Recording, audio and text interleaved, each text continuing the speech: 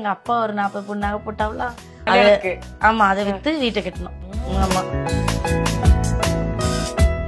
இப்போ வீடு கட்டுறதுக்கான பிளானிங் எப்படி போட்டீங்க அதை சொல்லுங்க. அதாவது இது இன்னைக்கு போட்ட பிளானிங்ல இந்த வீடு கட்டும் போதே எங்க வீட்டுக்காரர் நினைச்சிருப்பாரு போல இருக்கு, மேல வீடு கட்டணும் காசு சேர்த்து வச்சுட்டே வந்தாரு. இப்ப இந்த இங்க இருக்கும்போது இந்த வீடு சொந்த வீடு தானா நீங்க இருக்கும்போது? ஆமாமா, அல்ல ஃபர்ஸ்ட் வெறும் இடம் தான் வாங்கி போட்டிருந்தாங்க. இது என் கல்யாணத்துக்கு முன்னாடியே வாங்கின இடம்.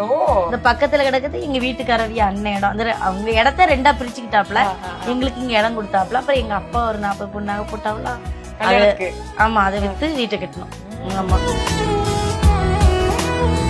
உலகத்திலேயே எங்கேயுமே இப்படி பின் குத்தி சோஃபா நீங்க பாத்துருக்கீங்களா? எங்க வீட்டுல மட்டும்தான். இல்ல இப்போ கொஞ்ச நாளைக்கு தானே, அப்புறம் மேல புது வீட்டு மேல போனாலும் அதை நாங்க இப்படிதான் சிக்கனமா குடும்பத்தை நடத்திக்கிறோம்.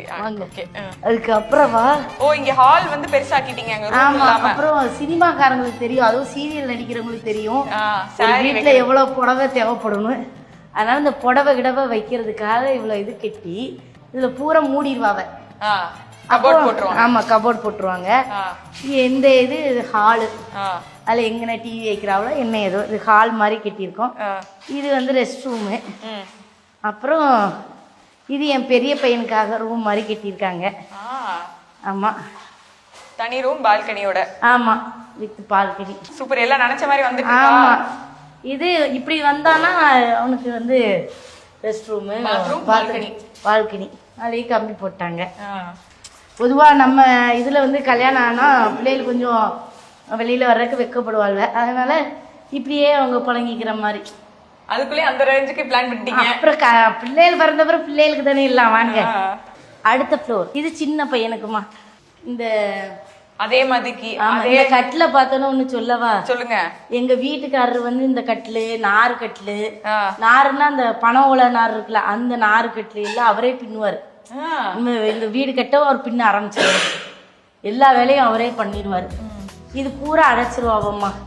இது ஃபுல்லா செல்ஃப் மாதிரி. இது சின்னவனுக்கு, அவனு பெட்ரூம். அந்த இது அந்த கதவு போட்டோம் பாரு.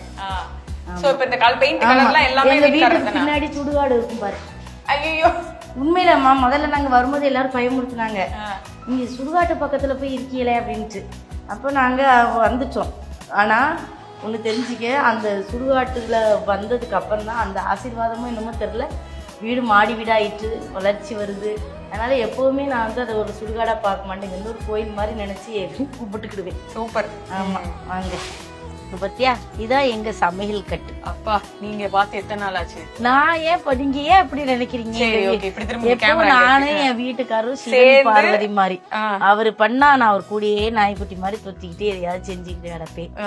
அப்புறம் அவ்வளவு பெருசா சுத்தி காட்டுறதுக்கு இங்க ஒண்ணு இல்ல, எல்லாரும் வீட்லயும் இருக்க மாதிரி சாமான். மேல கிச்சன்ல என்ன ஸ்பெஷலா உங்களுக்காக பிளான் பண்ணிருக்கீங்க? மேலையா வாங்க, இனிமேதான் மாடலிங் கிச்சன் எல்லாம் பண்ணணும்னு இருக்கோமா.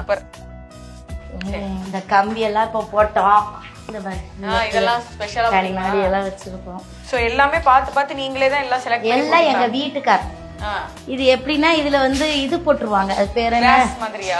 ஆஹா, இந்த இதுக்கு மாதிரி மார்பிள் வரும்ல, இதுல அப்படி உட்கார்ந்துகிட்டு இப்படி இயற்கை காட்சிகளை பாக்குற மாதிரி. காத்து வருமா?